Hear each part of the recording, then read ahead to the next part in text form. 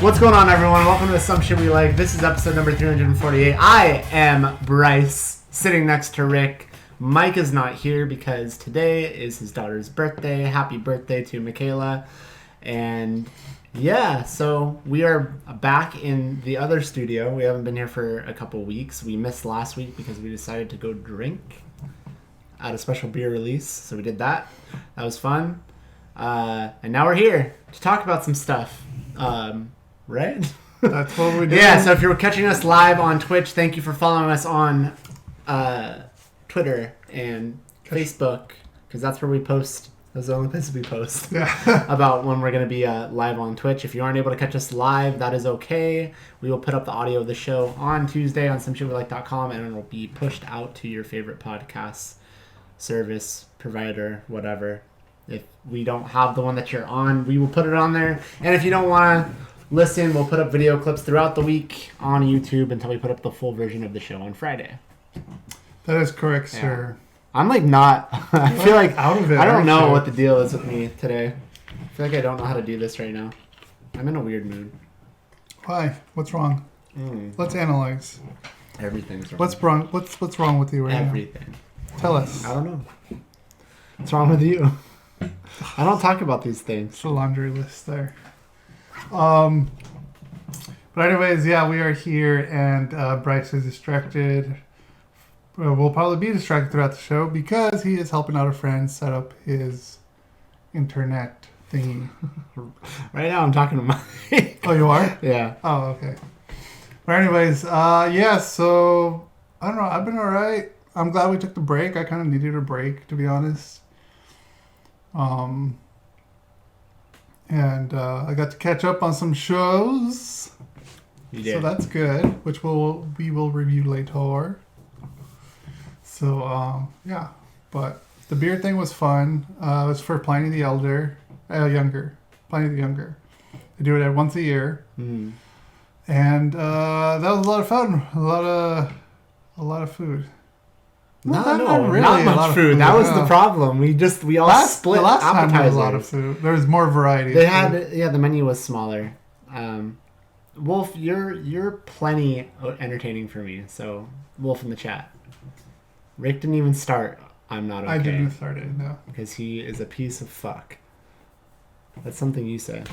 Yeah, no, not enough food. We split like dips and like really mini like flatbread pizzas that like honestly I probably could have eaten on my own, like 2 or 3 of them. So but still, it was good food and a lot of drinks, but I probably needed to have more food than and you got to see it twice. What did I get to see twice? Your food. No, I only saw it one time. Eating it and coming out. Yeah, I take pictures of my poop. That's what I do. Anyways, should we get into the show? I guess so. All right. First up we have is news. Not much news. Just one article, which is definitely something to talk about. The Last of Us series is in the works at HBO. Wait, did I say that right? The Last of Us series in the works at HBO from Chernobyl creator Craig Mazin and Neil Druckmann. Craig Mazin is the creator of the acclaimed limited series Chernobyl. Yeah. But I also know him from a podcast that he does with John August called Script Notes. Is it called Amazing? No, it's called Script Notes. Why is it not called Amazing? Like, it's completely fucked up. It's just like how James Redwine should be making wine. His podcast should be called Amazing. So yeah. This showed up earlier this week, and as fans of the video game, what's your opinion on this as a television show? I'm always a little bit. Because I know I'm always a little bit hesitant with video game stuff because the trend is broken a little bit. Most people seem like they like Sonic. People like Detective Pikachu. The Witcher is pretty successful on Netflix. Yeah. But to be fair, that's also a book. So I think the book is right. Wolf. The book, yeah. The book is first, and then there's a game. So yeah, pretty sure that's correct. I know that's right. So I don't know if that counts, But this is interesting because Neil Druckmann is the writer and the creator of the game, and he's going to be a part of the show, the creative director of the game. And so he's involved and will work with Mason to pen and executive produce, which is what the article says. Yeah, Wolf says yes. That's what I figured. Did you see Chernobyl? No. I wanted to, but I didn't. Of course, I didn't get around to can't place what it even is. It's the meltdown in was it Russia at the time, or it's still the Soviet USSR? Chernobyl. It's the whole place was they had a meltdown, and like the whole place was not livable, and people had to leave. Yeah, I just can't picture the show. It's like history. Carolyn Strauss will also executive produce along with Evan Wells, president of Naughty Dog, the Santa Monica Bay. Blah, blah, blah. We know that. This is from Hollywood Reporter, by the way, what I'm reading from. So, I think it's interesting. I think it's cool that it's on HBO. I could see it working as a series, and they've got all the right people involved. So I guess I'm just firmly taking a wait and see stance, like before I get all super pumped about it. But I think all the right puzzle pieces are in place. Yeah, especially with things like The Walking Dead and end of the world type of shows. Like, I think this kind of works out well, especially as a television show, because they can explore the characters just as much as they do in the video game, because of how long the video game is. Mm-hmm.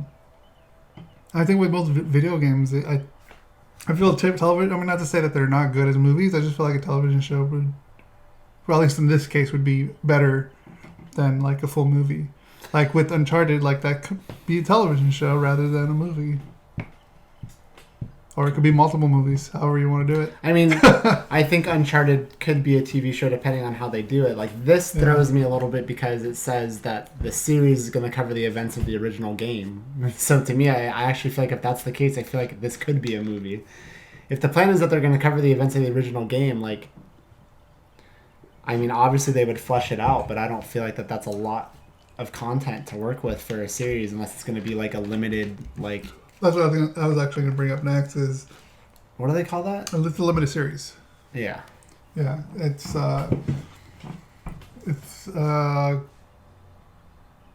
on HBO, right? It says, the series will be on HBO. Yeah, so my guess would probably be a limited series would be the best thing for it. So like 7 or 8 episodes. So this will probably be a one and done, I imagine, unless they decide to just branch off onto it.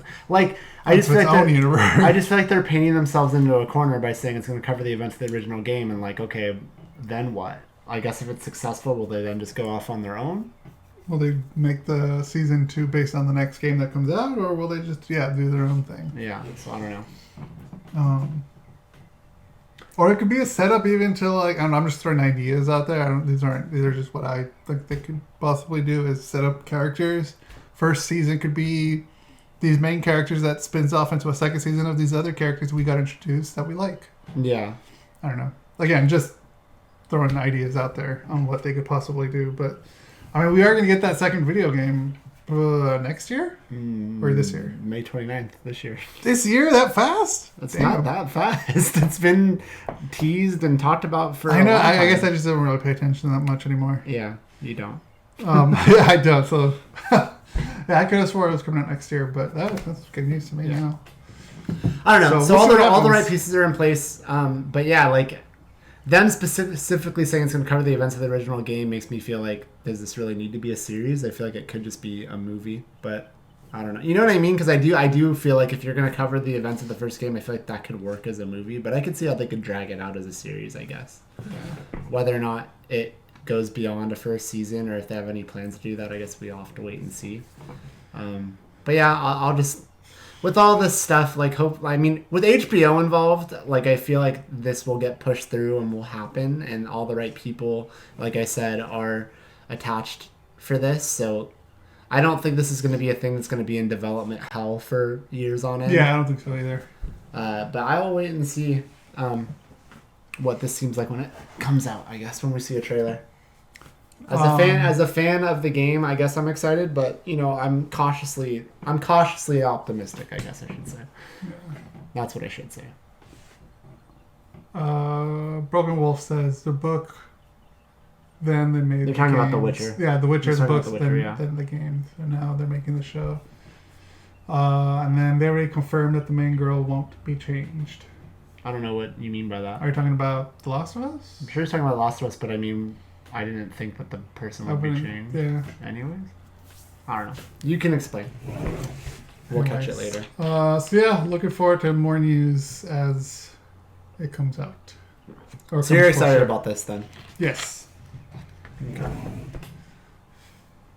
Oh yeah, as far as news goes, like that's pretty much it. I don't know. I feel like this is sometimes what happens after taking a week off. Like sometimes we don't come back refreshed. We come back like sort of, how do we do this? Yeah.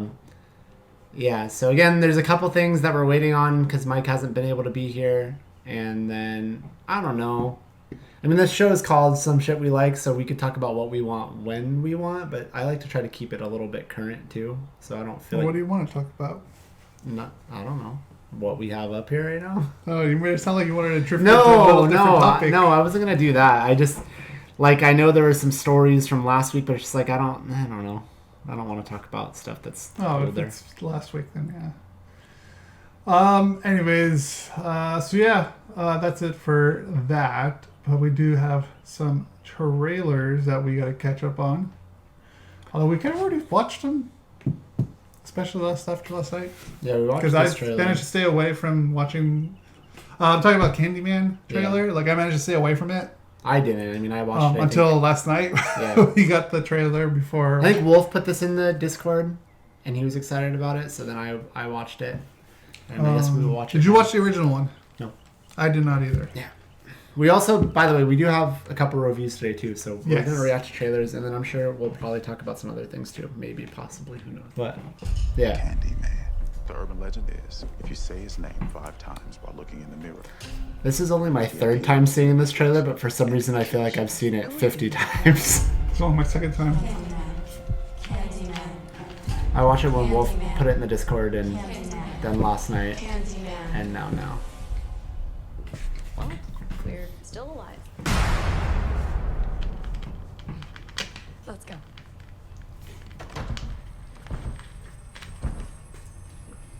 Trina, you broke the door. Damn it, Trina. Trina's always fucking things up. This isn't funny!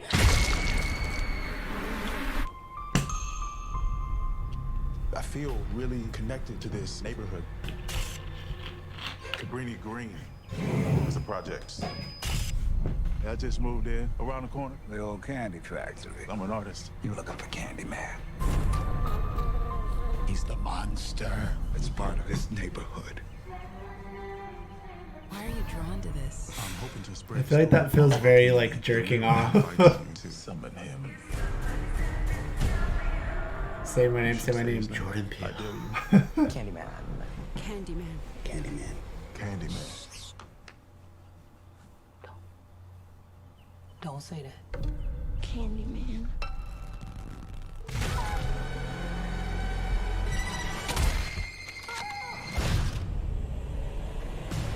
Oh, I didn't notice that before. What? I think I made a mistake. I brought him back. Candyman isn't And we're live reacting to the trailer. We've both seen it. What did you not notice before? Something's happening to me. You can see the shadow. He had a Yeah. purpose for you to be another one of his terrible stories. I guess he found me. I am the writing on the wall, the sweet smell of blood.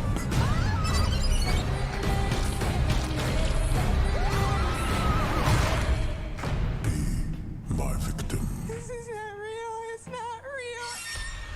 Candyman.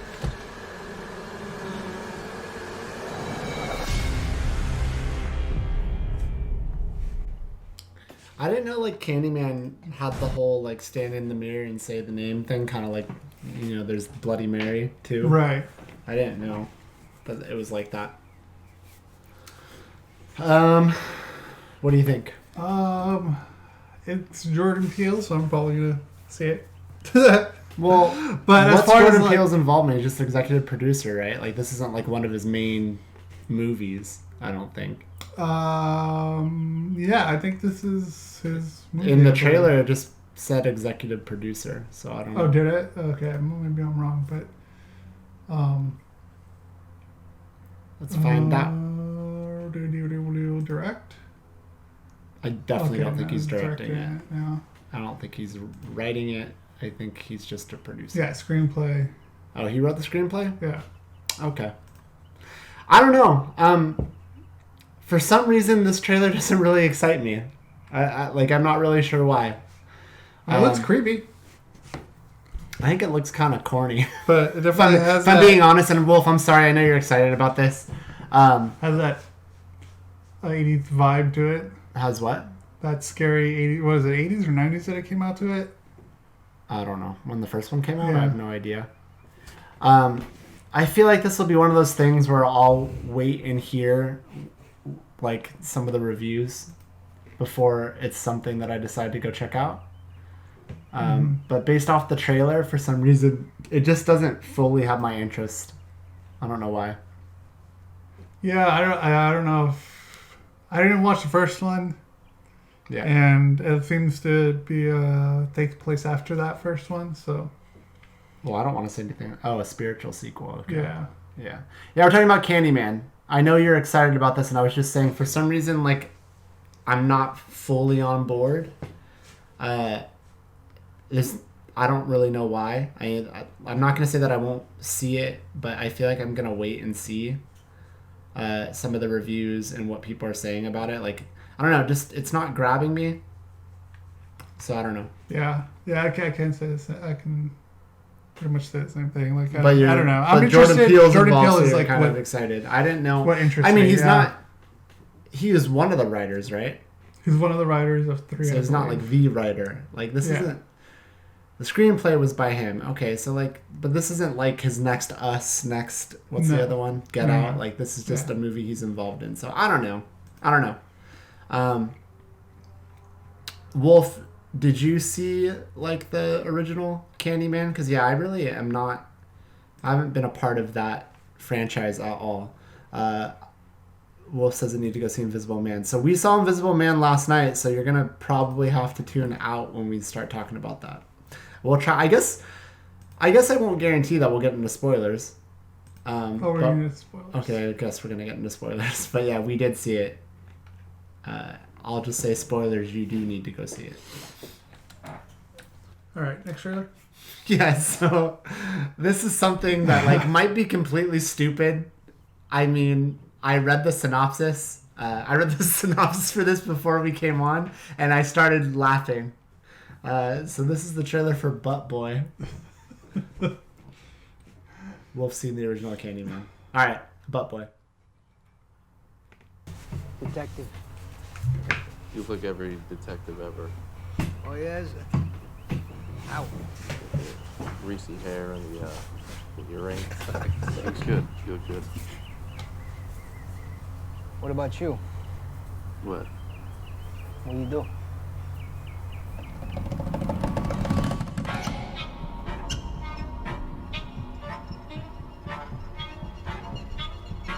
Potential tragedy strikes Critica County today as law enforcement have yet to make any headway on the missing child that vanished from Kathman Park this morning.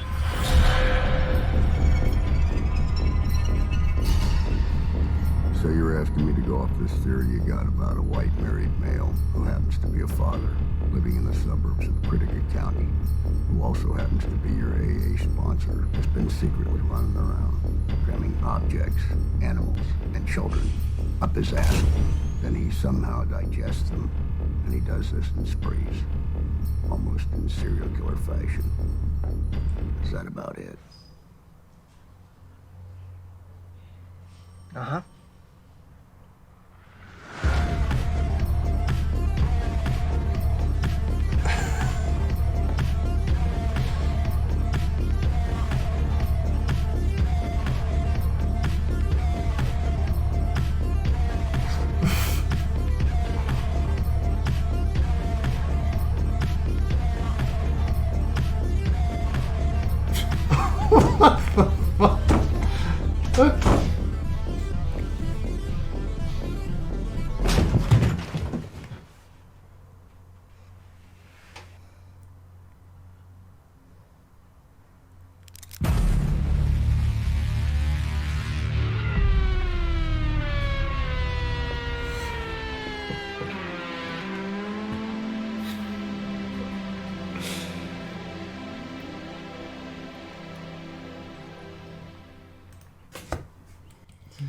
So. Whoa, what?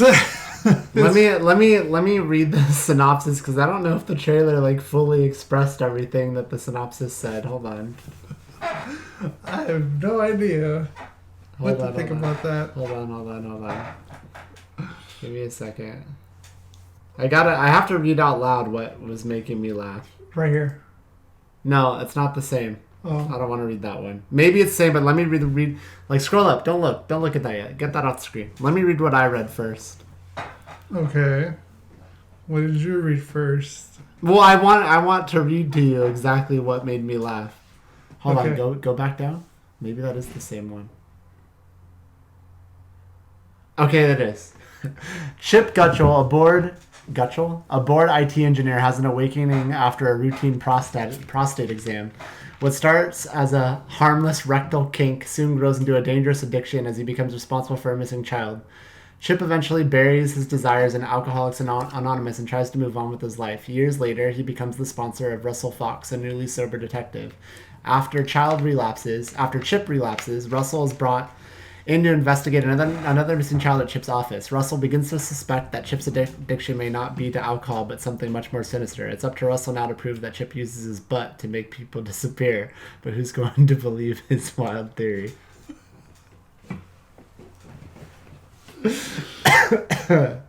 So that's Butt Boy. That sounds so dumb. But it sounds. But I'm so curious to see it. Yeah.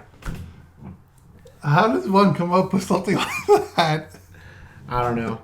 But I guess someone with the butt fetish. Like, I just love all the build up to it, and then as soon as I got to the line of it's up to Russell now to prove that Chip uses his butt to make people disappear, I'm like, all right, I gotta watch this trailer. So that's just kind of I don't know. I don't want to call it a throw-in, but I just had to watch that kind of for the shock value of it. That is interesting. Wolf says Butt Boy, the original cheek clapper. Yeah. So I guess we're going to watch that and review it when it comes out to theaters April 3rd and on VOD April 15th and then on Blu-ray. April 14th. 14th and then on Blu-ray April 28th. All right. This is for you.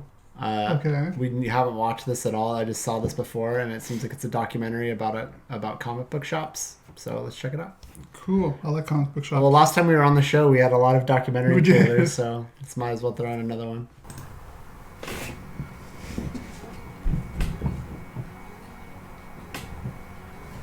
We appreciate everyone coming out.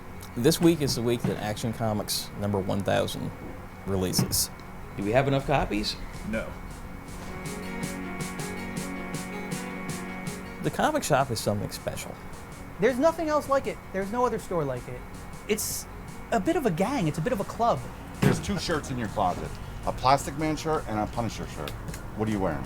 It's weird. It's almost like self-validation. Like, there's a place set up specifically for something that I love. Therefore, what I love has value. This is what matters. To create community, you have to host community. This countertop is like a confessional. I talk to people about comic books all day, every day. What do you all say when you come into the store? All your agents in the house. I still prefer to go to the store. It's not just because that's the only way to get it, because it's not the only way to get it, but I choose to do it because I like that ritual of it. The one thing that is the common denominator is people are passionate about these characters. Is it okay if I hold it? Sure. That's what she said. Comic stores really do carry an enormous part of the burden. It's not a high profit, high margin business. You win this battle one customer at a time and one book at a time. It's the biggest thing going in Hollywood right now, but what the comic companies sell is a fraction of what they sell for one movie.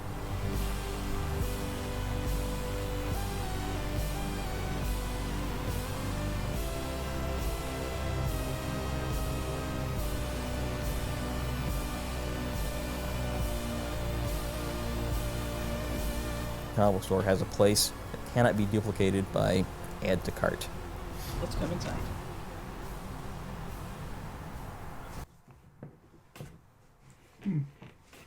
So yeah, that's mostly towards you, so I don't know if that gets you interested or if you're curious. So I know that you like comics, and I think you used to probably also have a ritual of going to comic book stores. So. Yeah, every Wednesday is comic book day.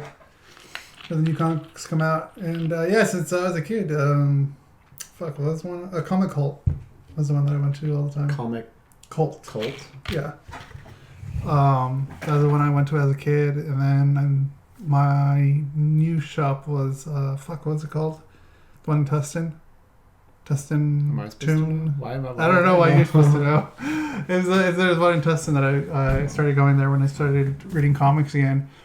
When the first 52 started coming out, and I just going I feel what they're saying. Like going to the comic book shop is great, especially physical copies. Like I only buy digital copies if I know I have the trade or whatever, because I'd rather have the physical copy than go out and buy digital comic books. Yeah, like I feel like in general, even beyond comic books, I know Mike has embraced this like really hard, but like I don't mean to sound like one of those people where it's just like, oh, like it's just not the same, or people that just, it's like people that want to have records or CDs. But so far, like I feel like I can't get behind like just reading something on my phone or on a tablet. Like I do feel like I want to have that physical thing where there's a cover and I could, you know what I mean? Flip pages. And and I understand that like you could still, like it's not like, they have all this stuff where you could still see the art of the comic, and I get it. But in terms of reading, I think that's still what I prefer. I mean, I already do so much reading on my phone as it is, like just browsing the internet, that if I'm going to do something that isn't browsing the internet, I feel like I could do that off of my phone or off of my computer or laptop. You know what I mean? Does that make sense? Yeah. So I'm with you when you say that you prefer something physical, because I feel like I'm... Yeah. I mean, I have no issues reading digital comic or a physical comic. I don't have an issue in terms of like not in comics, because I don't read comics really, but not that I never have. But I have I still have preference. A stockpile of comics. The only problem is like storage. Mm-hmm. When you go buy all those comics, you got to store them somewhere in a place where they're not going to get damaged, and that's always hard. I know that you can buy those long boxes to stick them all in. Yeah. But also you got to place those boxes somewhere.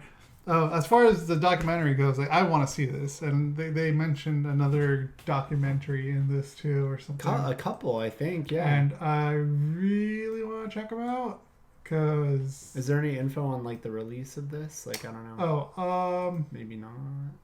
Doesn't say. Yeah, I don't know. But yeah, I'm gonna check this out. I really want to see this. I had a feeling. Not that I'm trying to typecast you. I just like, comic book. Looks like it was a Kickstarter. Okay. Of a documentary. Back it. Well, it was. It looks like they already finished. Could still pledge support. Can you? Oh, it looks like you can. No, it looks like it's over. Yeah, it was. Oh, yeah. Just a delivery date for that. Anyways, but yeah, I'm definitely gonna check this out for sure. I'm glad. I don't know how you found this, but I'm glad you did. I have my ways of finding things. And it's not because yours is 2019. Probably because that's when the Kickstarter was. Oh. That'd be my guess. Probably. This is release date. Yeah, but the trade, like this was on something that like just go to the official website. Oh, 4720. Cool. And Apple TV and Amazon. Cool. Yeah. All right. I am definitely going to buy this. Interesting. Cool. I'm surprised they didn't have any comic book shops from California. I mean, maybe they or New York. Maybe they didn't showcase it in the trailer. Probably. Yeah. It was like Golden Apple Comics. So speaking of documentaries, because like we watched a few last time we were on here, and we were specifically excited about, I think it was the Midway one. Yeah.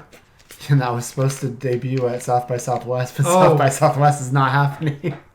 Yeah. So I don't know. I hope. I mean, it's not like if South by Southwest was happening, that would have made us any closer to seeing the movie. Because like it's gonna come out when it's gonna come out. But yeah, I thought that's.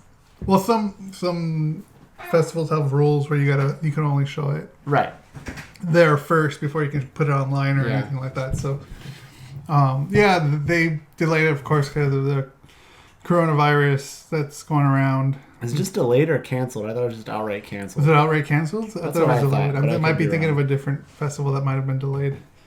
But either way, whether it's delayed or canceled, like, we're not going to be able to see it anytime soon. Yeah. Well, I mean, who knows? Unless that changes things. I don't know. Perhaps.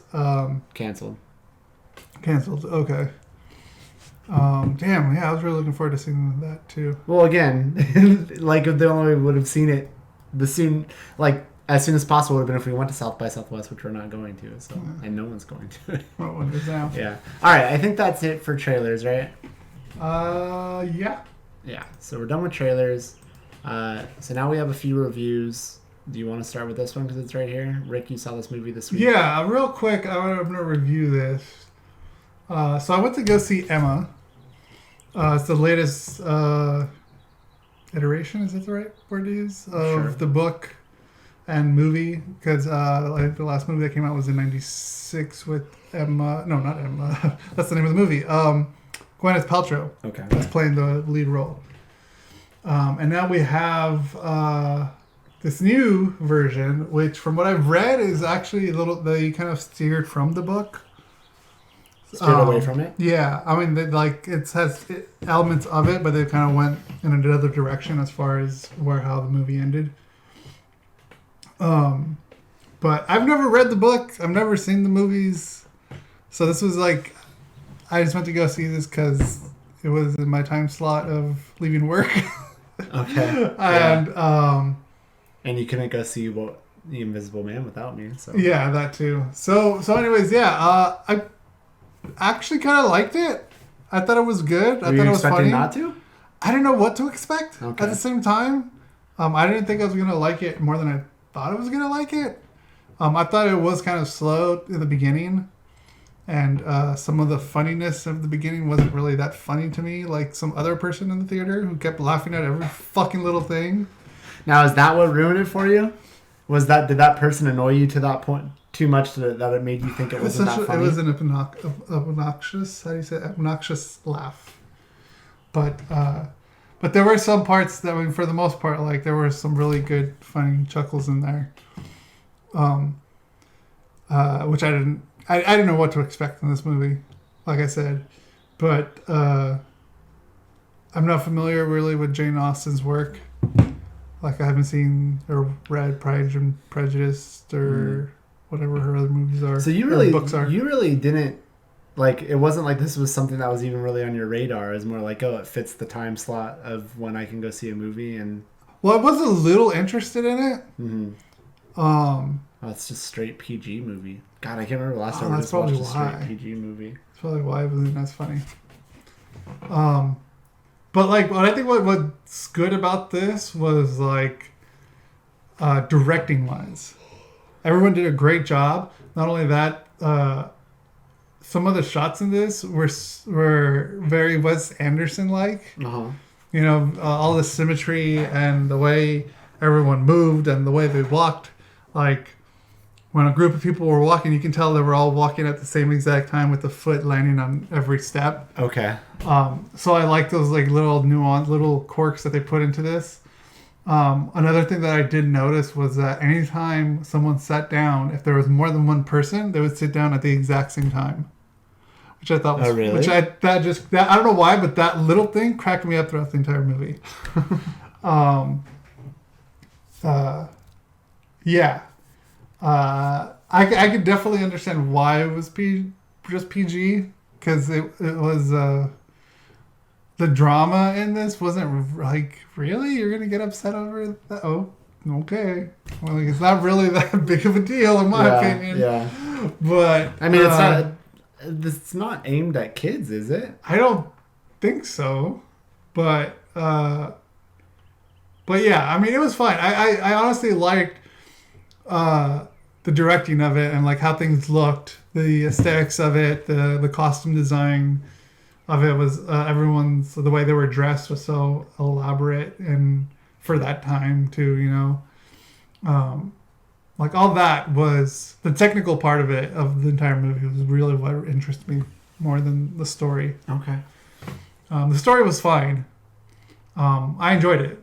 Like I said, I didn't hate it, but I definitely enjoyed it. What was the other movie you were going to possibly see that day? Little Women. Okay. Which I'll probably see that next week. Were you more interested in seeing that? Really? You didn't care? I didn't really care either way. Maybe a little bit more Little Women because it's Greta Gerwig who wrote it and directed it. So, but I ended up seeing this instead. And I thought the actress who played Emma was really good. Anya Taylor-Joy. Yeah, and then you said she was in Split, right? Yeah, and The Witch, which I think you saw too. I just saw The Witch. And Glass. Yeah, you don't like that movie, if I remember right. It was just weird. I didn't find it scary at all. I know some people found it like extremely disturbing and scary. It didn't scare me. Which is weird. I wanted to see Morgan. I don't know if she was in that. But anyways, she did a really good job. But that's pretty much my short review of Emma. Okay. If you like that time period, great. Oh, and then the two actors from Sex Education. Yeah, which is funny. Yeah. Next, we're gonna get into Lock and Key, which is this is probably weird for Wolf. We're gonna get into Lock and Key, which is a Netflix series that is based off a graphic novel. We watched the trailer on the podcast. I finished watching the show before Rick, and I think Rick was gonna probably watch it all along, but I heavily endorsed it, and I was like, man, I really liked this. So spoilers. We're gonna review this now. If anyone, should we do overall thoughts or just we'll do that, and then we can get into spoiler territory. We'll let people know when we're going to do that. So Wolf, if it's something you're interested in, just mute when it comes to that time. But I really like this a lot. This is one of those things where actually I feel like the more time that has passed since I finished watching it, I've liked it more and more. It's kind of weird. Not that I didn't like it in the moment, I did, but the more I think about it, I'm like, man, I really like that world. I'm actually kind of interested in reading the graphic novels. I've been hearing that a lot from a lot of people after people watching it. It seems really cool. They want to check out the comic book. And I always struggle with that though a little bit, because at the same time I want to be completely surprised by the show. You know what I mean? And so while that is something I think would be fun to do while I pass the time, and I get that the first trade. I get that while even you could still enjoy something. We could be excited about something like The Last of Us, even though we've played the game, and we can get excited by the show even though we kind of know the story. But I really what made this fun to me was just how unexpected it all was. I didn't know it was going to be as adult as it was, because like I said, the trailer to me when I watched it, I thought it seemed like it was trending more towards younger kids. But the trailer, I don't know how. I don't want to call it a bad trailer, but it was oh, this looks really fun. I don't think it's a kid show, but this looks fun. But then I'm like, oh shit, there's a sex scene and there's cussing, and I'm like, okay, wasn't expecting that. So that's what makes me hesitate about reading this stuff. And I hear I could read the first trade, but I don't know if this whole first season covers that, or if it dives into other stuff. I'd have to really research it, and maybe that will be something that I do while waiting for a second season. I'm sure there's going to be one. It hasn't been confirmed yet, but I'm sure there will be one. I'm rambling. I like this a lot, and like I said, the more that I've sat with it, the more I've liked it. So Rick, what did you think of Lock and Key? So real quick, do want to say though, the graphic novel is written by Joe Hill. The artist is Gabriel Rodriguez. Like I said, I've read some of the first trade. I thought you, didn't you basically just read the first issue? Pretty much, just okay. the first 2 issues. I enjoyed it a lot. I liked it a lot. I like it a lot. Everything about this was the The trailer is deceiving. The trailer is 100% deceiving. I feel like we should watch the trailer again now that we've seen the show. They're going to be seeing the trailer as we're talking. No, but we should. Forget, not for the podcast. At some point, we should. Right. Because I want to remember. I want to see if I just like now that I've seen it, if I just got a really not bad, but if I misjudged it. But what's good is like it did hide a lot of the great things that come out from this series, but the show, the acting is amazing. The kids are fantastic. I think they were cast perfectly when you compare it to the graphic novel and how they look. Like the little kid kind of looks. Boy looks pretty much like the drawing from the he's awesome from the show. By the way. Like, and I think he was probably my favorite character of the entire show. The kid Bodhi was really cool. Bodhi, yeah.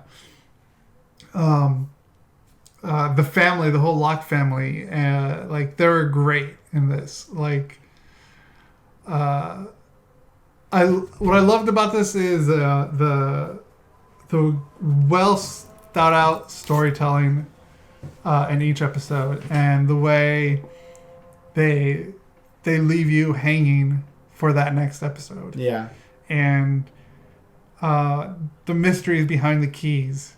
And finding the new keys, finding out who that person is in the whale, and in the whale, sorry, in the well, yeah. You got all accenty for a I don't know second. why. I love everything about the show. Like I think this is a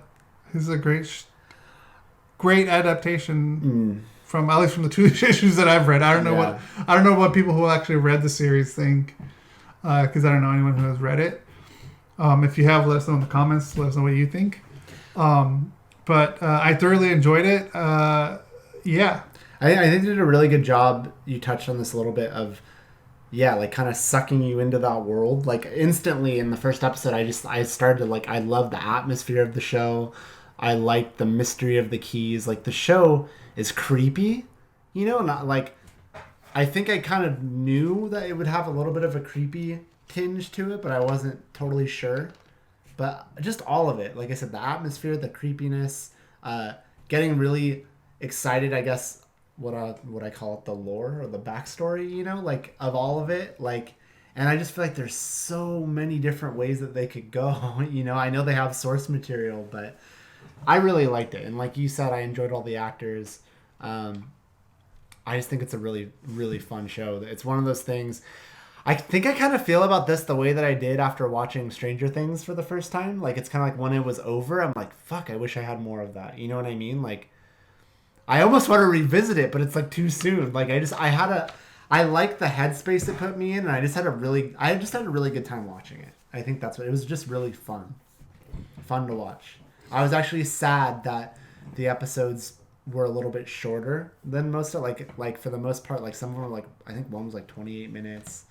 Like this was not an hour long show. It wasn't an hour long. Oh. No, there is some.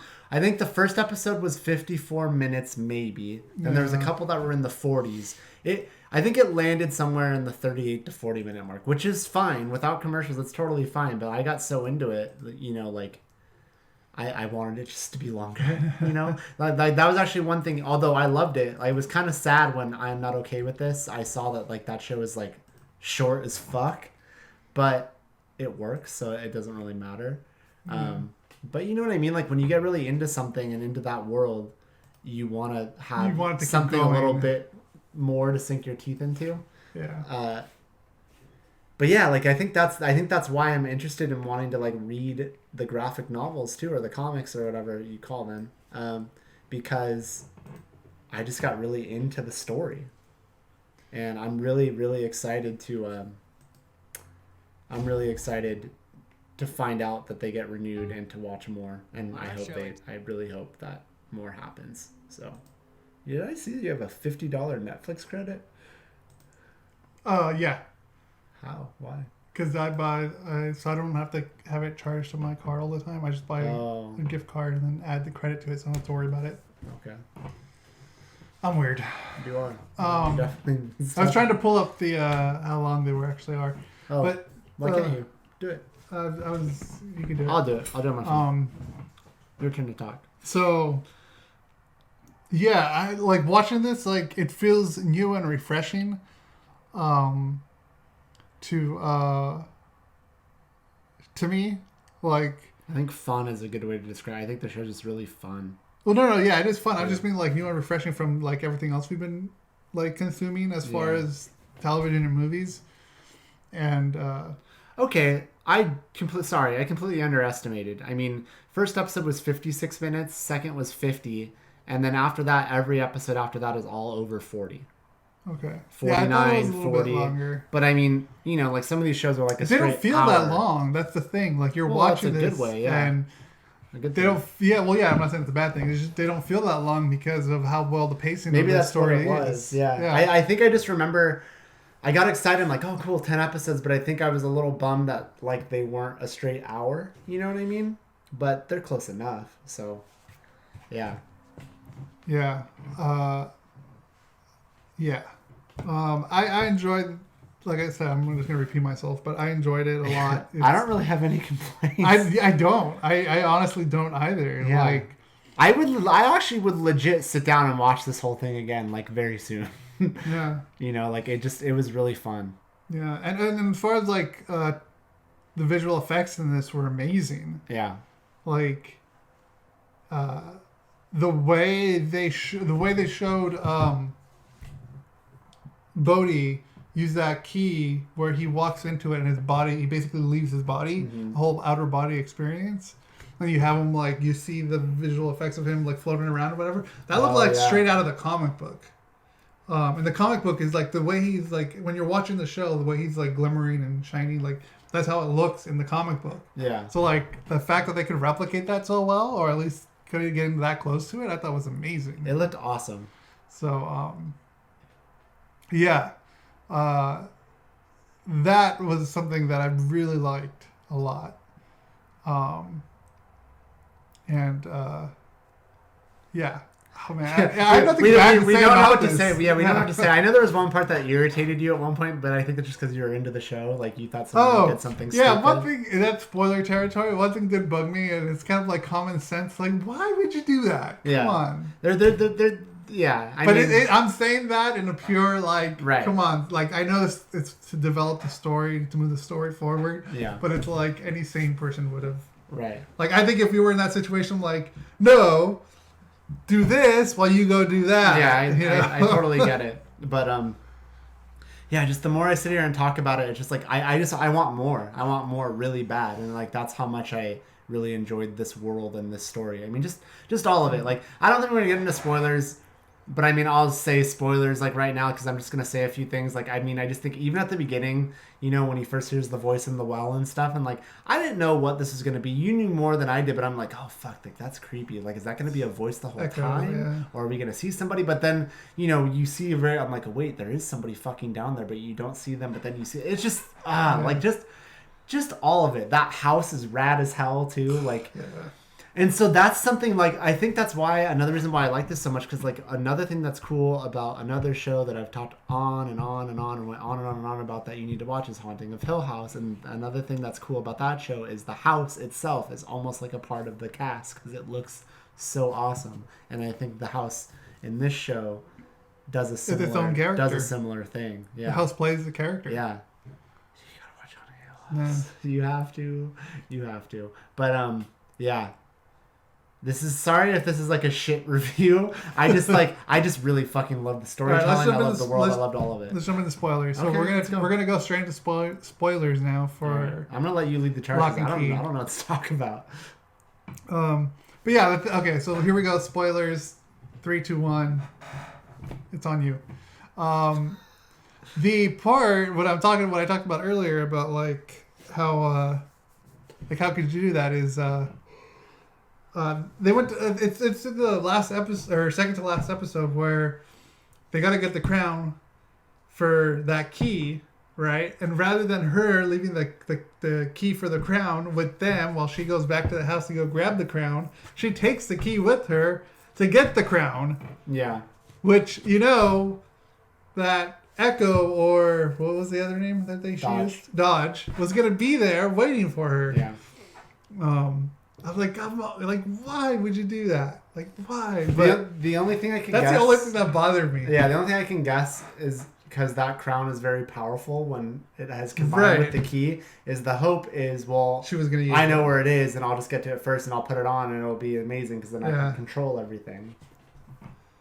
But, yeah, the way that twisted to her achieving the crown. Yeah.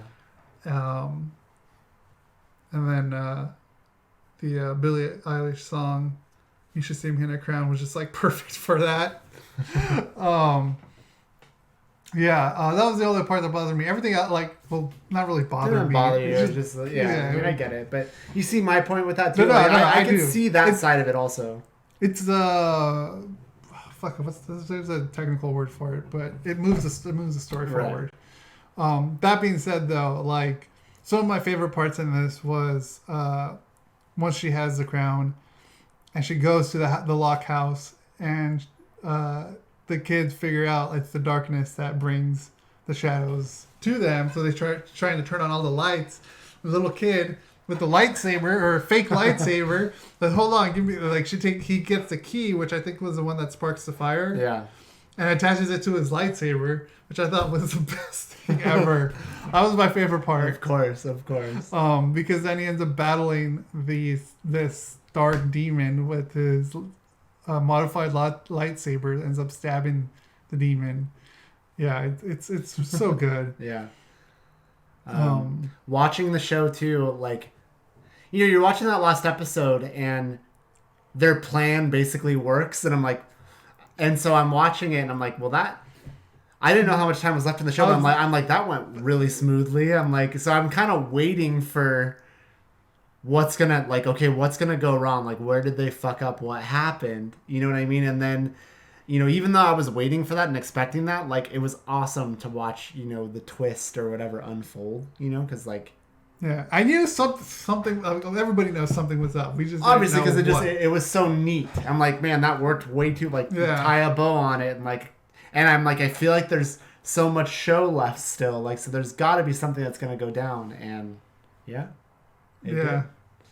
Like, I honestly thought, like, okay, they actually did throw her there, but they do say, like, when you open the Omega door, make sure you don't get hit by anything, and that one person did get hit.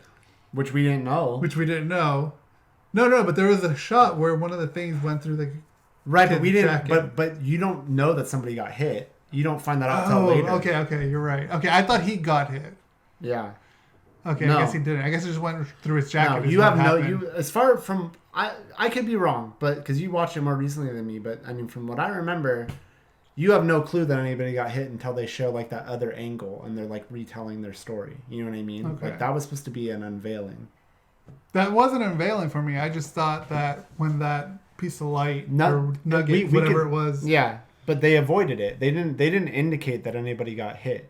I'll have to show it to you just so you know what I'm talking about. Yeah, I know what you're talking about. But that's like, nothing happened is what I'm trying to say. Yeah. Until we later find out. Well, something did happen, but again, we don't know. As the viewer, we don't know. Yeah. What I'm trying to say is we don't actually know that anybody got touched by anything until the very, very end. Yeah.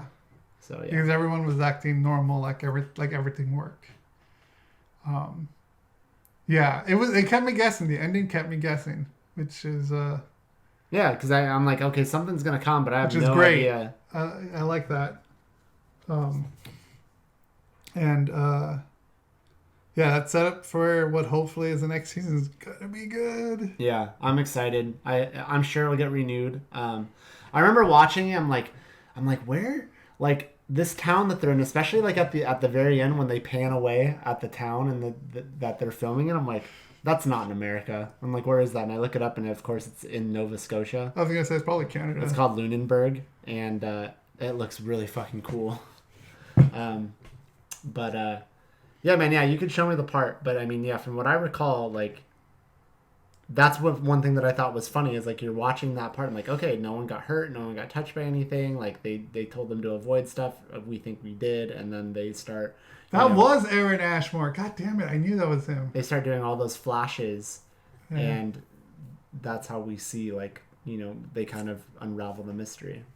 Who's Aaron Ashmore? He played the uncle. Yeah, I know, but who is he? Like, what do you know him from? He has a twin, so I'm not sure which one. Yeah, he's in Veronica Mars. Yeah, he was in Veronica Mars, but he was also in X-Men, I believe. Okay. Unless I'm thinking of his brother. You must be thinking of his brother.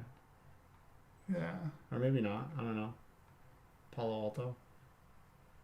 No. He has a twin brother? Yeah, he has a twin brother.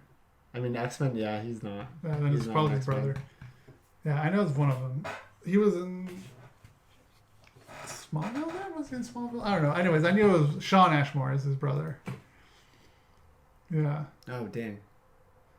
Yeah, they do look alike. They're twins. He's in he's in the one in X-Men. Yeah. That's, God, I remember what I watched Frozen that. is that? I wanted to watch that. The Frozen. non-animated Frozen. Yeah, he was in a movie called Frozen where him and I think someone else with him gets trapped on a ski lodge or ski. I don't know what lift. Ski lift. Yeah. But anyways, I knew it was one of the Ashmores. So yeah, I can't say enough good things about Lock and Key. I highly recommend it. I really want it to get renewed. I think it will. And I guess I'll just have to keep having this constant battle with myself if I want to read some of the comics. Just read it. I just don't want to spoil anything. I don't want to spoil territory that the show hasn't gotten to. I guess there's that. So I guess I could read up to that point, I guess I could do that. Does that make sense? Yeah. Like, I'm sure someone in the comments will let us know. Yeah. Because I understand I could still get enjoyment out of like, oh, well, I read this and now it's a movie. Like, you still get excited about that. But for this was something that was completely new to me that I just got attracted to off the trailer, Yeah. So I don't know how much, like, I had the same struggle with Walking Dead. I started watching Walking Dead when it started and I was like, oh, I think I did. I bought, what do they call it? What's it called? Trade? There's a trade and then there's the bigger things. They call it a compendium. Oh. I think. And so I bought one of the Walking Dead compendium things. I haven't touched it, but I have it. But I kept stopping myself from reading because I didn't want to spoil anything about the show. And I did the same thing with True Blood. True Blood, they had like the books. And like, I know Bryant started reading the books, but I wasn't quite sure that I wanted to do that because I wanted to watch the show unfold. So it's something that it's probably like my issue, but it's something That's I weird. kind of wrestle with. Why is that weird? I don't know. I find that weird. Because I wouldn't mind reading the book or reading the comic. What if it before it comes out or even after it comes out?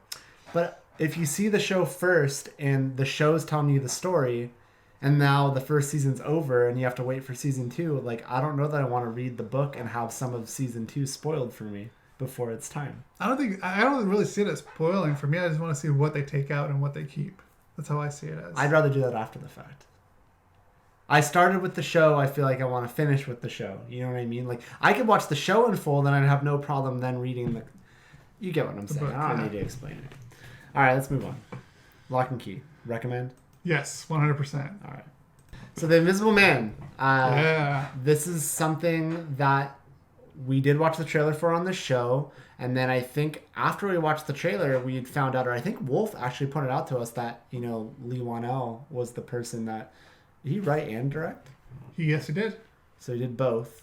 And that made us both way more interested, like, immediately. Yeah. Like, I think we didn't know that till after the fact. I'm like, oh, shit. And I thought the trailer looked really good. And so I was excited for this movie. And then the release kind of snuck up on me. Like, I remember seeing, like, I think I saw some commercials for it. I'm like, oh, shit, is that coming out soon? And then it did. It came out a week ago yesterday. And I wanted to see it regardless, but then on top of that, I saw that it was getting very positive reviews, so that made me even more excited. And I was not disappointed in the least. I really fucking enjoyed The Invisible Man. I get like on top of that, I don't know if I'd call myself a fan, but I found that I apparently do watch quite a few things that have Elizabeth Moss in them. So I guess I'm a fan. I think you're a fan of Elizabeth Moss. I guess I'm a fan. I know you, for some reason, you were always freaked out by her or you said something about that. But yeah, like I watch her in Handmaid's Tale. Scares me. She's in Us. She's in this. She was phenomenal in this. I'm sure.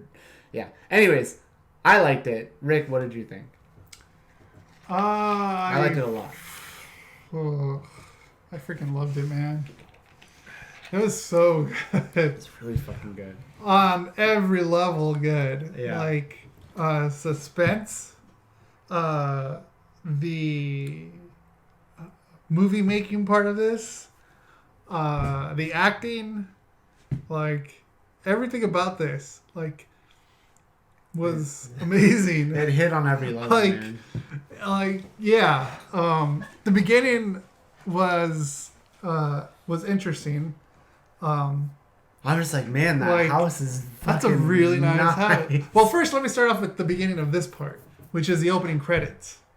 Oh yeah, wasn't that fucking awesome? So I thought that was. I almost said said something right then. I'm like, man, that was fucking amazing. Yeah, the opening credits show like. You see the house on the ledge, and then you see water's crashing up against some rocks and caves. And as the water crashes up and then comes back down, you see all the water dripping off the title. The credits appear. The credits and the Invisible Man. It was amazing. That was clever. That was like one of my favorite. It looked really good too, and it looked really for good a technical aspect of it. But that was awesome. But that house that she was in was huge.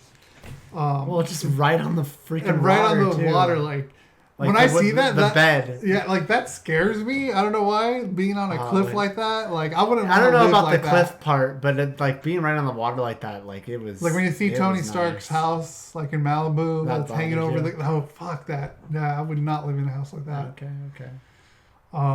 But anyways, but as far as the movie, like. The movie is amazing. Like everyone in here does a fantastic job. Where do I even begin? Like I was gonna write everything down and I didn't, which was bad of me. Fail. I know, but it's just everyone does a fantastic job in acting in this. Like everyone, and Lee Whannell as a writer and director is amazing. And I felt like I like what he did with the camera in this. When watching the movie, like to the part where we know the Invisible Man is somewhere there. The way he positions the camera or where he puts the camera is like one of the smartest things he did. Because like we have Elizabeth Moss sitting down or standing talking to someone.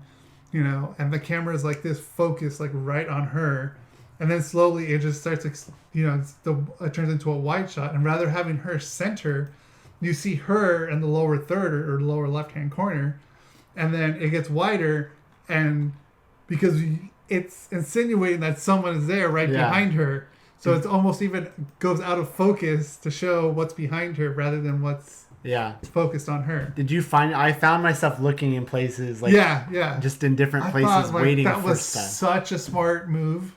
Yeah, and like such a genius thing to do, because it keeps you wanting to look at her and also wanting to find out if something's going to move around. So yeah, all that camera work with that, and how showing showing ways of not showing where the person is at was amazing. Yeah. That's something that I really liked about it. And the fact that we got to make this more modern, how we're going to, why is he going to be invisible? Rather than doing something like radiation or superhero, this guy's in San Francisco. He's a tech billionaire genius person who invents this fiber optic suit that reflects light, so you can't see where he's at, which I thought that was genius. So I like that modern twist to that. I mean, I'm not familiar really with the lore of this movie of the Invisible Man at all. Like, I mean, I know of the character, but like, I don't know. I think it was supposed to be. I'm correct me if I'm wrong, but I think it's supposed to be like a science experiment that gone wrong. Probably. That turned I don't him know. into the Invisible Man. I guess I'm saying this is the first time I've really dipped my toe into anything the Invisible Man, you know, other than just being aware that it exists.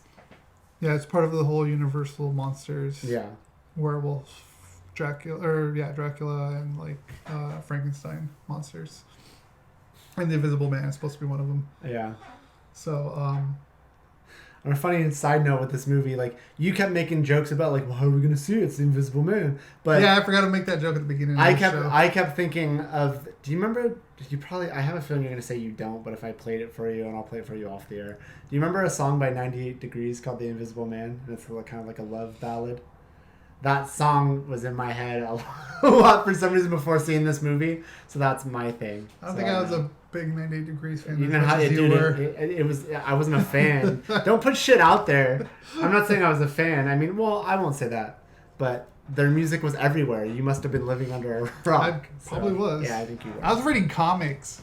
What real guys do. I mean, it wasn't hard to like hear their music. It was all over everything.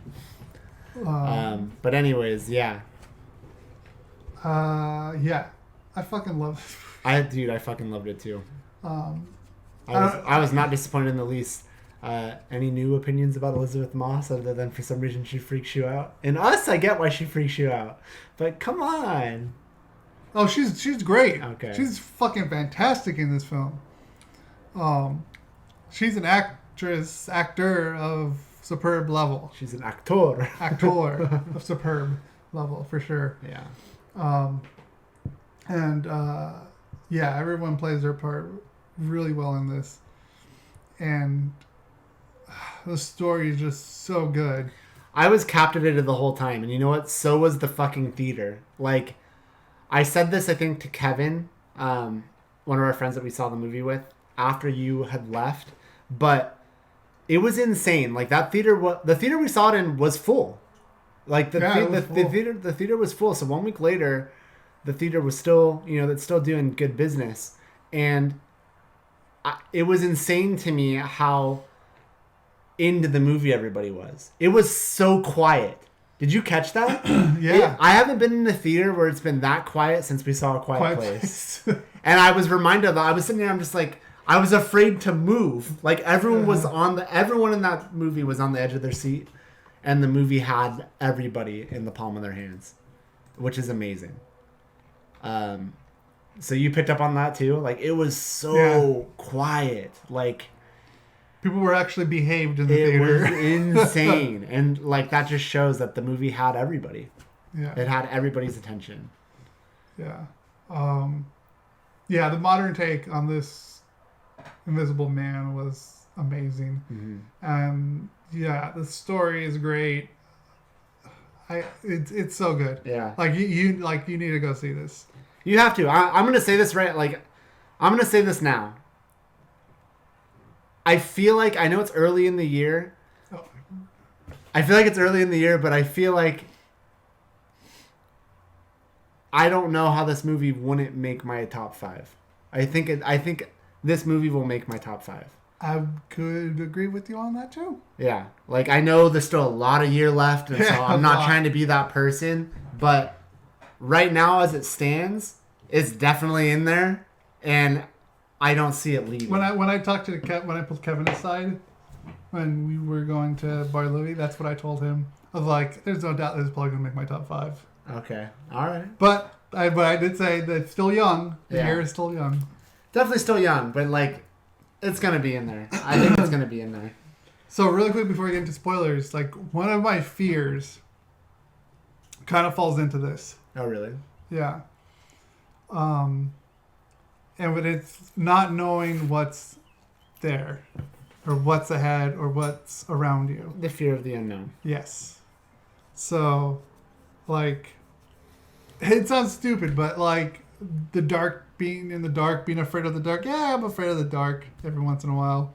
I think everybody can be. I mean, that's when your mind starts to play tricks on you. Exactly. But so yeah, it's like this movie does a really good job at freaking you out, especially when you have that fear heightened like I do. Because like honestly, like 20 into the minutes of the movie, like I almost kind of wanted to leave because I was scared. Oh, come on. I was like, this movie is too damn creepy, man. I think I have to leave. But I'm like, no, I gotta sit through it.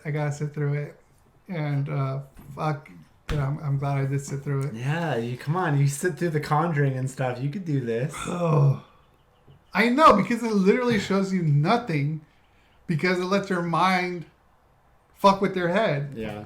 And that's what's great about this movie. It's not knowing what's there, not knowing. Like, it does a really good... He does a really good job at doing this. It does such a good job of just capturing your attention right away. Like, immediately, I thought... Like, immediately I was I suck at podcasting this week. I'm just going to say that. But from the moment the movie started, I was instantly, like, interested. Like, what's happening? Like, why is she trying to escape? Like, what's going on? Like, you know what I mean? Because I wasn't expecting that. You know? Like, yeah. I don't know what I thought. You know? So the movie does such a good job of making you guess, keeping you guessing, like, from the onset. You know? And I can't say enough good things. I can't. Wolf, I see that you say you're still there. I hope you're not listening, though. But I'm glad you're still there. Because we're going to get into spoilers. Yeah. So let's get into some spoilers then. We're going to talk... So, if you don't want this movie spoiled for you, man, this show sucks. Like, I don't know why I can't speak today. You go. Talk. Spoiler time. 3, 2, 1. Okay, go. What do you want to talk about? The design of the suit. I really like the design of the suit. The way, like, I mean, some other people might think it's stupid that I'm talking about this, but as someone a fan of technology, I know it's not real tech, but you don't know it's not. That's true. There could be someone right behind me right now. But like the way they showed the suit and the way it moves, like, I don't know, the way they designed it I thought was really cool. They look like just a shit ton of eyeballs connected to a suit. I can see that. Which kind of makes sense too, or little orbs that will reflect the light away from you. Or like marbles. Yeah. I thought that was awesome. What else? I'm glad the dog didn't die or get hurt. I had a feeling he was going to get kicked. So I'm glad that didn't happen. I was getting nervous about that. It warmed my heart so much. I feel so dumb saying that, but like when she goes back to the house and the dog was so happy to see her, and then she goes into like kind of the lab or whatever, and the dog's standing right next to her and stuff. Like, I don't know, that was a cool shot because you just kind of see their shadows and stuff. Yeah. The dude's evil. Straight up pure evil. The way he manipulates everyone around him to make her the enemy to everyone else was fucking disgusting. It was so fucked. Yeah. He sets her up so badly in this to make her look like she's fucking insane. Yeah. And that's just messed up. Did it so well too, because there's a lot of times where like the thing would happen and I didn't even piece together immediately like how this is really gonna fuck her in the end. Because sometimes they would give you one piece of the puzzle, and then another event would happen. It seems out of place. That would connect the other piece. I was like, oh my god, are you fucking kidding me? This piece of shit. Yeah. Fuck yeah. I think I felt just like I wanted to kill this guy too. Yeah. The way he was just an awful, awful person. What was I gonna go into next? Should we just go straight up to the ending then? I mean, yeah, whatever you want to talk about. I like the creepiness leading up to like her finding out. Yeah. I think they did a really good job before we get there. I think they did a really good job of making you care about all the characters in the movie. You know, like, and they didn't even have to do a whole lot, but like immediately, like, you kind of felt for the family she was staying with. Like they made you care about. I'm blanking on the names. I think her name was Sydney. They made you care The little about. girl. Where is it? Yeah, Sydney. They made you care about her. They made And you care about James. James. And they didn't do a whole lot to make that happen. They showed a couple scenes of them, together. Now, granted, was it really explained why she was staying with them? And like, I mean, just for safety. And was it kind of like these were people that, her sister It was her sister's, I think something in law. Okay. I think that's what they said. Yeah, I don't remember. The beginning, yeah, after she escaped. Yeah. But I think that's really good when they could do that, and like that makes the movie better. Like when you care about all the characters involved, it makes all the events that happen later like hit that much harder, And I think the movie did that like with very little time. Not meaning like not that the movie's short. It's not. It's 2 hours. It's not. But I mean like they didn't waste a lot of time making you care for these characters. They just had some little quick scenes that instantly made you like be sympathetic towards or get to know these characters, So I thought that was really good. It was just so fucking interesting, man. Yeah, little lead up or callbacks to the beginning, the pepper spray, the medication, the fire extinguisher, like you see those come into place knowing that they're going to come back. And it's like it's just waiting for those payoff moments where like, oh yes, fuck yeah. Like when she used the pepper spray on him, like I was waiting for that moment. Yeah. He's a really good writer and knows how to write suspense and reveals. So something Kevin and I were talking about, which, I'm going to bring up The Haunting of Hill House again. The guy that plays Adrian is in The Haunting of Hill House. Oh, that's funny. The guy that is the Invisible Man. So he's in The Haunting of Hill House, and I didn't pick up on it. Kevin did. And I'm like, is it? I'm like, oh yeah, you're right. That is him. So many things in the universe trying to get you to watch that show, Rick. I know. Lock and Key has a very alive house. Haunting of Hill House has a house that's like a character too. One of the main characters from Haunting of Hill House is in The Invisible Man, a movie that we both really love.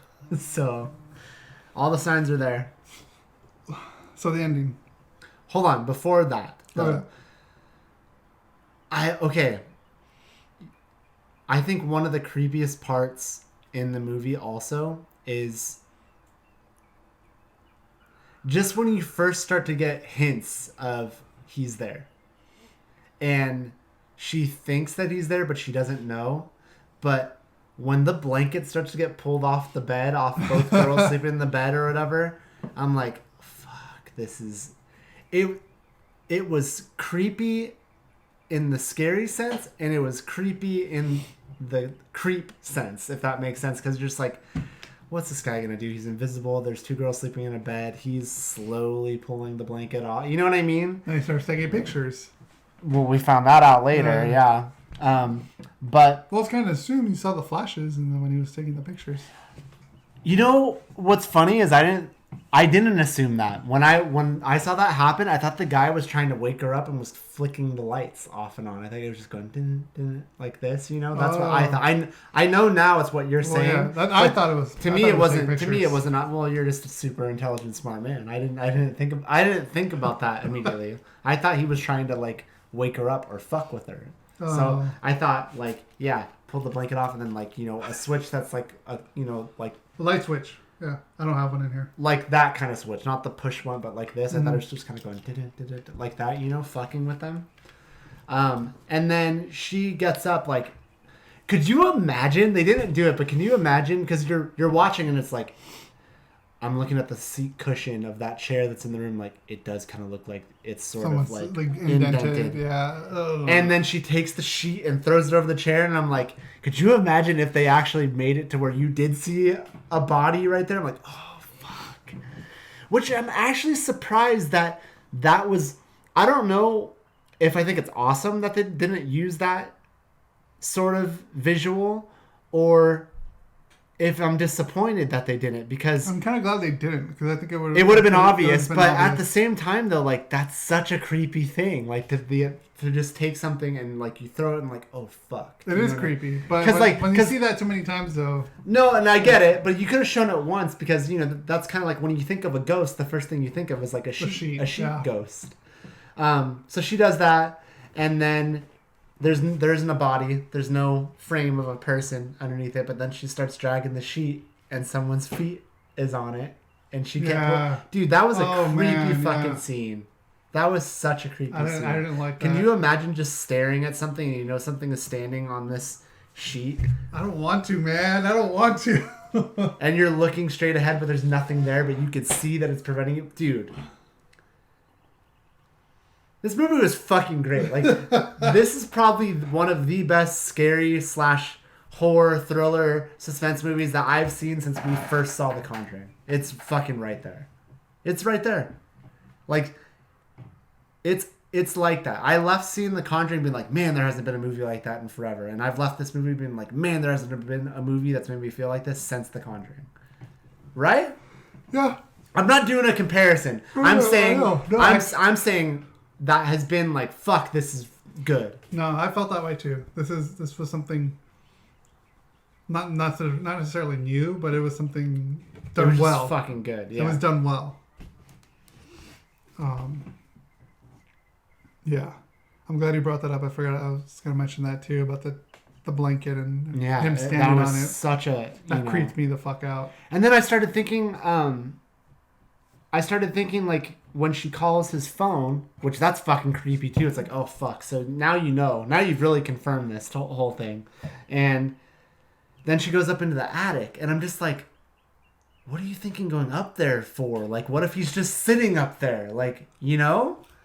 And she's just there. You know, like there are so many times where it's like she knows that he's nearby. She knows he's there, but she's just kind of still there too. And I'm just like, fuck. Like, I don't know.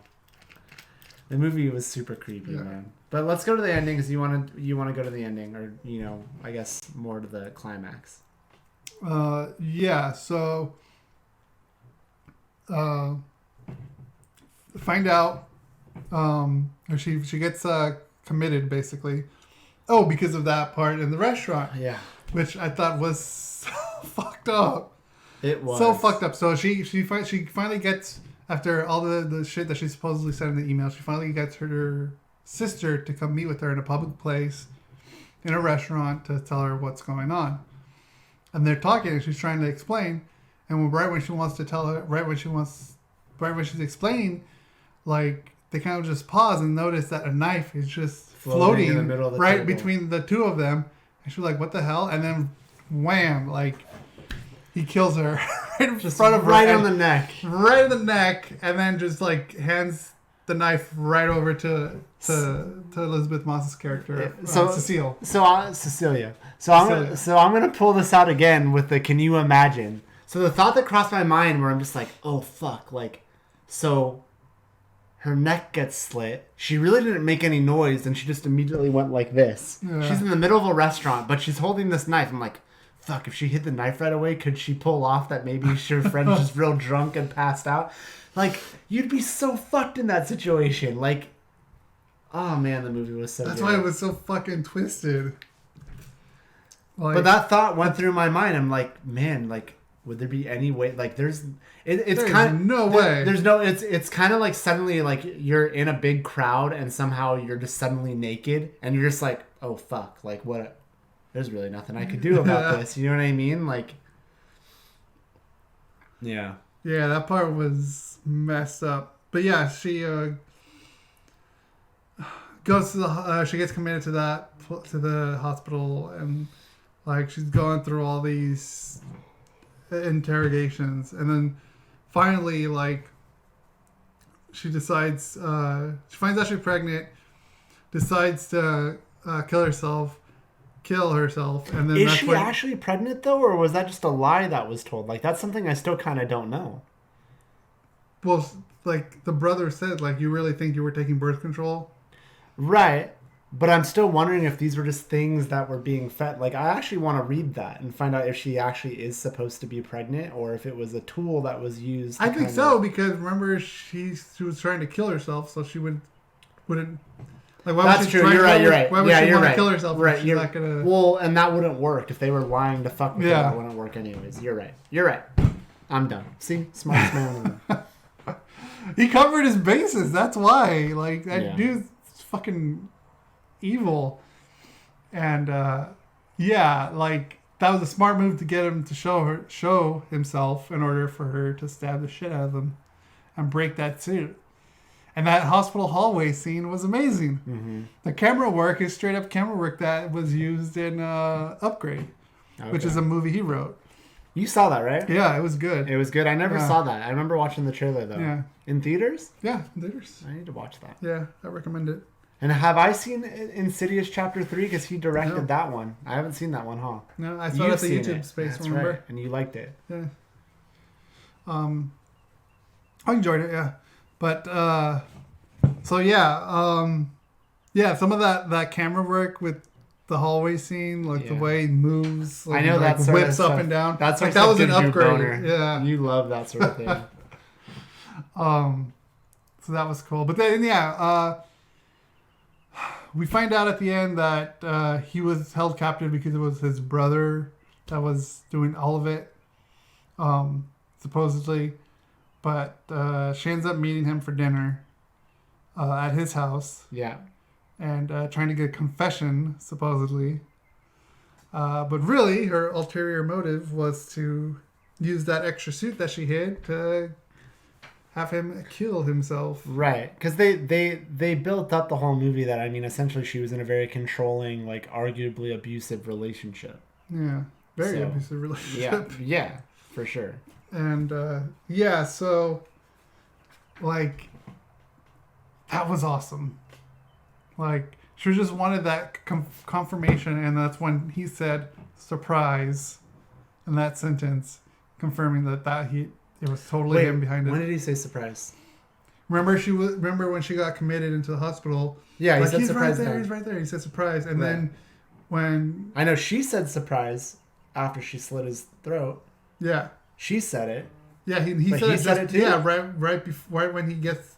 Like, he was sitting over here, she was sitting over here. He gets up to go over her, talk to her, like and he says something like to the effect where he had to say like the word surprised. And then says surprise? Yeah, watch it again. Okay, all right. And, all right, let's go. All right. And he says that, and that's when she kind of like gives him a look like, okay, I need to clean myself up, because she wanted to go into that room. I totally missed that. Grab the second suit and fucking kill the shit out of him. And that was fucking amazing. And then her acting, like, oh my god, my husband killed himself, blah, blah, blah. Just to slowly creep out of the camera view. And then, like, that shift change. Her face change, just like, yeah, fuck you, asshole. Oh god, this movie was so fucking good, dude. It was. And then, I mean, then, like, James knew. I think James obviously knew that she did it. And he... Well, yeah, because remember they showed the shot of him looking down into the bag that she had that extra suit. Well, right. Well, he saw that, so he knew, and she just kept talking. It was like a standoff, basically. She kept talking. Are you going to fucking rat on me or not? Right, and then he said, no, it sounded like he killed himself. And then they both kind of smiled, or sort of, she kind of smirked. I don't think he really smiled. She smirked. She smirked, and then she I think touched him while walking away, and he touched her back, like, kind of implying that, like, okay, I'll go along with this, I get it. Yeah. But, and yeah, I mean, let's give credit where it's due. Like, the brother was fucking creepy, too. The brother attorney, and then at one point, he was exposed as wearing the suit as a cover-up. But, can't say enough good things about this movie. I fucking love this movie. I do want to see it again. I'm gonna see it again. Whether or not I see it in theaters, I don't know. I think Annie will really like it. I want her to see it. But I'm gonna watch this again. And yeah, if the year ends today, this movie's definitely in my top 5. And I'm gonna say I don't see how this movie doesn't make my top 5. I'm gonna say it. Like, I feel like it's gonna be in there.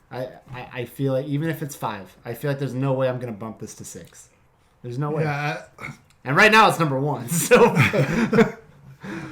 Yeah, I feel the same way. I don't see how this wouldn't make my 5. Yeah. Because it was a fantastic movie. Go see it. You have to go see it. And they've left room for a sequel. Yeah. Because I mean, right? I mean, if they wanted to, I don't think it really needs one. I'm not saying it needs one, but there's definitely there, and we could definitely get one. I mean, there's definitely story to be told. She's walking away with the suit. Yeah. She kind of has this sense of empowerment over herself now, too. And it makes you wonder how she might use that suit in the future. So, I won't sit here and cry if they make another movie.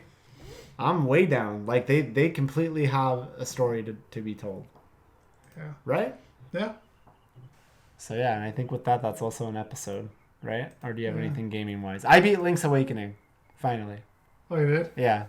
And I kind of was preventing myself from playing anything else until I beat it. But I beat it. And now I think I'm going to finally start diving into something else. So I feel like the natural answer should be I should go back to Borderlands, which I would like to do. And there's also Sekiro, which I would like to do too. But I also received Death Stranding for Christmas, which has still not even been opened. And I feel like I want to see what the hype is with that and play that and see if I get sucked in and go from there. But now I don't feel stunted because I feel like, no, I'm like, I force myself. I'm like, you know what? I have too many games that I just have started. And I think I get more into a game too if I'm pouring all my focus into one thing. Unless it's something like, oh, I just was playing this Zelda game or playing Death Stranding and then now I'm playing Burnout or playing Rocket League because that's like mindless. You know what I mean? Or play Apex with Wolf. But in terms of a story, like I like to focus in on the story. So I beat Link's Awakening. I think I'm gonna check out Death Stranding next. Cool. Yeah. That's gonna do it for us this week. Are you doing the ending thing, or do you want me to do it? No, you can take it. No, you're doing. You're not having a good podcast day. Maybe I should do it. It's up to you. I could do it if you want. Do it. All right. If you were with us live in the chat, Wolf, you were here the whole time. If anyone was lurking, thanks for watching. Sorry, I don't feel like the show is up to snuff like normal. I don't know. It's like I'm tired or out of it or something. I'm hungry. Which is weird. You ate a whole bag of... I'm just kidding. It was a small little bag. That's fair. You didn't really eat that much last night. Because Rick and I were hanging out last night. But yeah, you guys don't need to hear that bullshit. So yeah, if you joined us live, thank you for joining us. Thanks for interacting on Twitch. If you didn't catch us live, that's okay. We love you too. We will put up the audio of this on Tuesday. SomeShitWeLike.com. Podcast services. Clips will go up throughout the week on YouTube. These are clips from the episode. It's not the whole episode in parts. It's just things that we pull out, and then the full show, which will be the closest thing you'll get to this live experience, will be put up on Friday. Video. The full show is available Tuesday. Audio. So yeah. That being said, until next time, Bryce. That was some shit we like. Sorry.